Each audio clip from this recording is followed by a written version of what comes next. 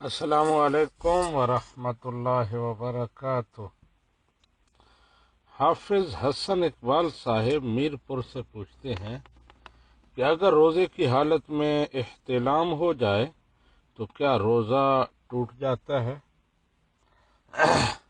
جی حافظ حسن اقبال صاحب، روزے کی حالت میں اگر احتلام ہو جائے یعنی سوتے میں غسل واجب ہو جائے تو روزہ نہیں ٹوٹتا، اس کا روزے پر کوئی اثر نہیں ہوتا، اس لیے کہ نبی رحمت صلی اللہ علیہ وآلہ وسلم نے ارشاد فرمایا، تین لوگ جو ہیں وہ مرفوع القلم ہیں، یعنی ان سے قلم اٹھا لیا گیا ہے اور ان کے وہ اعمال لکھے نہیں جاتے، وہ اس کے حوالے سے جواب دہ نہیں ہوں گے۔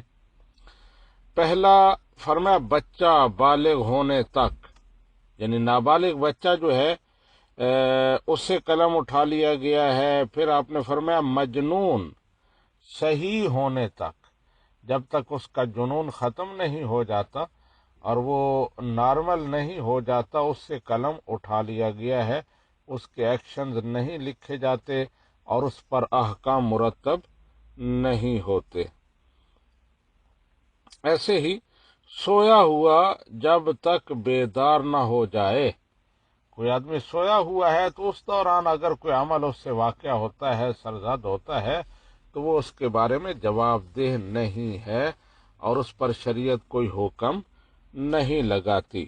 تو اب جو بندہ سویا ہوا ہے اور اسی نیند کی حالت میں اسے احتلام ہو جاتا ہے، اس پر غسل واجب ہو جاتا ہے، تو اس سے روزہ نہیں ٹوٹے گا۔